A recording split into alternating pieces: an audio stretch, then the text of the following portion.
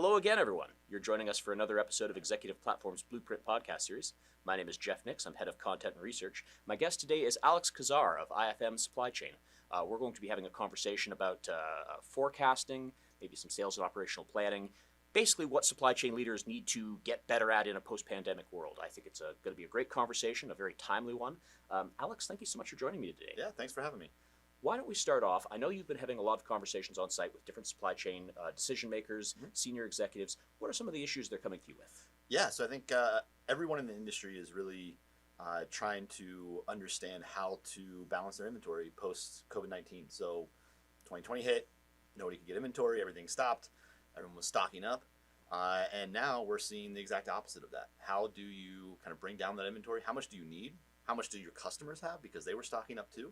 So there's really this entire bullwhip effect happening, and people are trying to better collaborate with their customers, with their vendors, understand their capacities better, and ultimately find that kind of magical balance of the right amount of inventory and where to have it.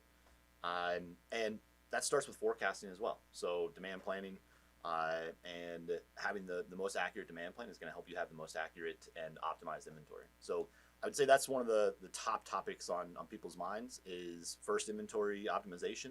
What's the right amount of inventory to have, but then also how can I better plan upstream to help me with that.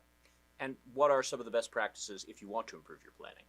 Yeah, so definitely I think everyone's focused, for the last 5 years I'd say has been focused on S&OP. So definitely having an S&OP process in general and having collaboration. So that does not mean just a statistical modeling. That is at this point a commodity in my opinion. Any good planning solution should have statistical modeling, but really having that consensus demand planning process on the forefront and as the base of an S&OP process is really important as a baseline. So I think that's one of the most important things that people are looking at, but then also S&OE. So everyone spent all this time doing these planning activities. Now how do you execute that plan? And so a lot of companies have shifted and said, okay, we're comfortable with the plan that we have. However, we're having trouble executing it. And that's become a new focus for a lot of companies is how can you actually better execute the plan that you spent all this time and money and effort creating. And something that we do really well is bringing that plan together with the execution layer within your ERP system. Maybe we can expand upon that a little. I can appreciate tools are one of the things that are going to make that S&OE work, but maybe we could walk through that in a couple smaller steps. What exactly is IFM Supply Chain bringing to their industry partners? Yeah, absolutely. So we are the only advanced supply chain solution that sits inside of an SAP system. So we exclusively work with SAP, and that means 100% of our customers run SAP. As I mentioned, we're the only advanced supply chain solution that actually is inside SAP. And I bring that up again already because that really makes us unique in the field. There's no external hardware, there's no interfaces to build, there's no transfer or replication of data, which means the total cost of ownership and the effort to implement is much smaller. So that's really what makes us unique in the space. We focus on the internal supply chain, meaning demand planning, inventory optimization, production planning, and MRP operations. So we have different modules that fit into all those different processes to help you with those different processes inside of SAP. Now, tools can only do so much. Solutions, software can only do so much. Ultimately, we really market ourselves and work with our customers as supply chain consultants also. So all of our consultants, they know SAP. They've been in the industry, in the field. They've worked as inventory managers, as buyers. So they've all got background in that space, and so they're really focused on setting up the software and helping you use it, but also how do you improve your process and how does this solution help you define best practice and refine your overall process in general. When I put myself in the position of a supply chain executive, I'm listening to this and I say, oh, we actually do run on SAP. This could be a powerful new tool to incorporate into what we're doing. What does the typical timeline for something like that look like? Is it a relatively rapid process? Is it a slow onboarding? Walk us through it. Yeah, absolutely. So we've implemented it in as little as over a weekend actually with one of our modules. Now, that's not the typical case. There was a special circumstance. They were acquired a plant. They were going live. They realized they needed one of our solutions. But typically, our quickest module is 3 to 4 weeks. our most complex, or really the process that's most complex, demand planning that takes the most effort, is normally 9 to 12 weeks. When you think about the SAP space and ERP and software space, that is extremely rapid. And again, it's because we're inside of your existing ERP system, SAP. We don't replicate data. We don't have interfaces. That's normally a long, costly part of any project. And so it's very quick time to value, very quick implementations.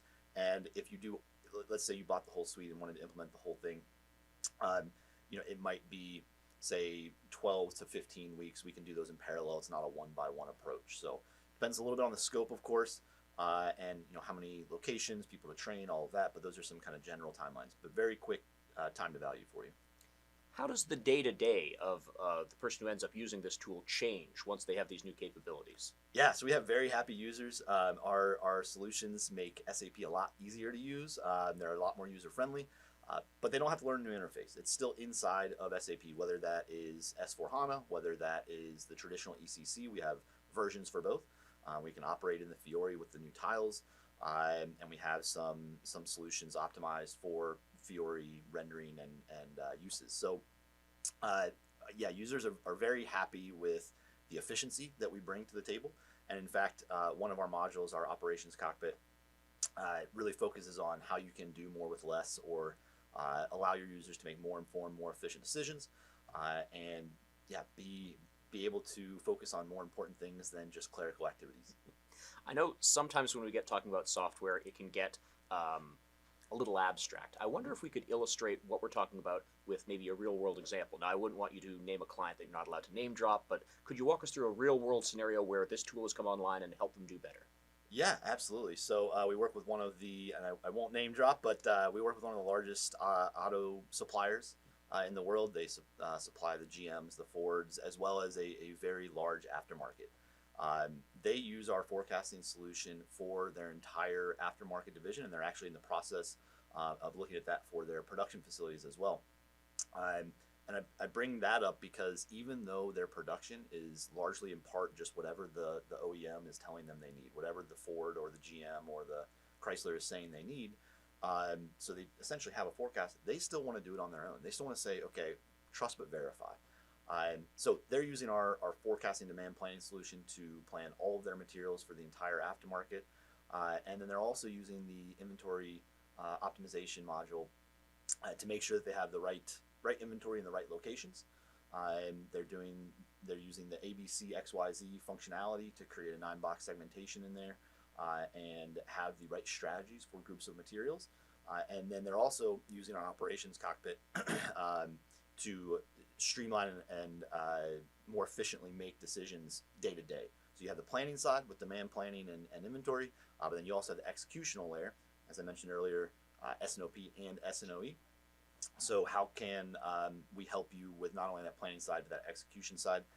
And then actually, they're in their production facilities, they're also using our production planning solutions. They have the whole suite, running it globally and continuing to roll out. They have, I forget the exact number, hundreds of plants globally. So they're continuing to roll out our solutions over time.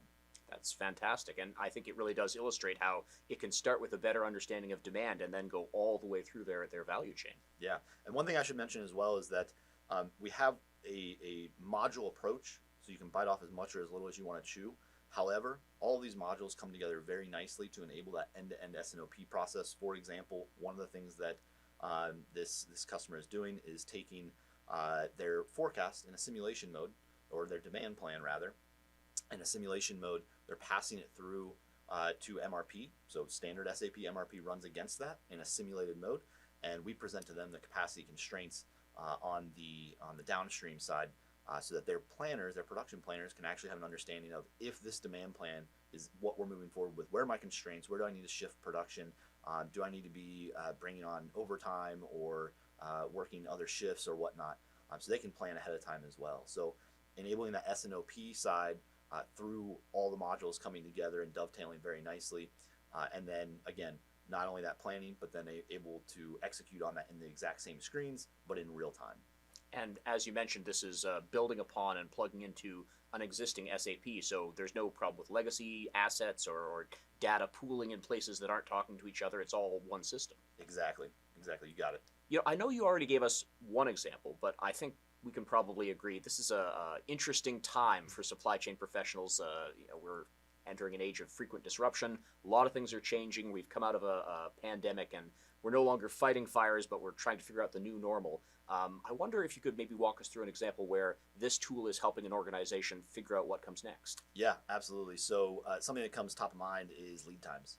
So lead times are very variable right now. I would say they're starting to level out in some industries, but generally what we're seeing is that there's still a lot of variation in when people are able to deliver, and there's a lot of reasons for that. But end of the day, what we've seen is that a lot of vendors, both internal and external, at bigger companies, they have their internal plants that are producing and shipping to them. They've been getting beat up pretty bad by their customers on not being able to deliver on promised lead times. So what they've done is just said, okay, well, your lead time is now 10x what it was, and we'll make sure we get it there within that time frame. So buyers are buying to let's say a 120-day lead time, but the product's actually shipping in 30 days. And again, a lot of reasons for that. One is now those vendors have also built up inventory. They don't have to necessarily produce it, so they can actually ship it in a shorter lead time. Point being, the lead times are very variable, and the data inside the system, the lead times that are maintained inside the system, are what is driving an MRP calculation and a recommendation on what to purchase, what to produce, and when. One of the things that we do within our inventory optimization solution is a replenishment lead time monitor. So we can give you actual lead times at an individual line level per PO, per production order, per process order, but we can also aggregate that up at a vendor level, at a material level, so that you can actually see what are the actual lead times we've seen over the last 30, 60, 90 days, the last year. What are the averages? And then from there, we can also update those in the master data so that now your results from MRP are much more accurate, much more useful, and the buyers aren't really trying to, and the buyers and production planners are not really trying to sort through this kind of mess of lead times of what's happened in the past, what do I expect is going to happen in the future, and they really have actual hard data to have conversations with the vendors as well. Yes, you said it's promised 120 days, but you've been delivering it in 30. Is that what I should expect in the next order? Do you have inventory sitting on the shelves? Those types of things help drive those conversations instead of kind of just shooting blindly. I mean, it sounds like a really powerful tool that is meeting the needs of the moment. I know we've covered a few different areas in this conversation. Before we wrap up, is there one or two key takeaways you would like to highlight for people to think about a little further?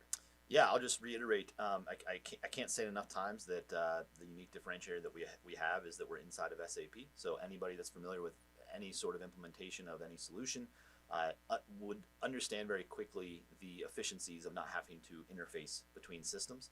And then again, that end-to-end supply chain offering that we do have coming together to really enable an S&OP and S&OE process.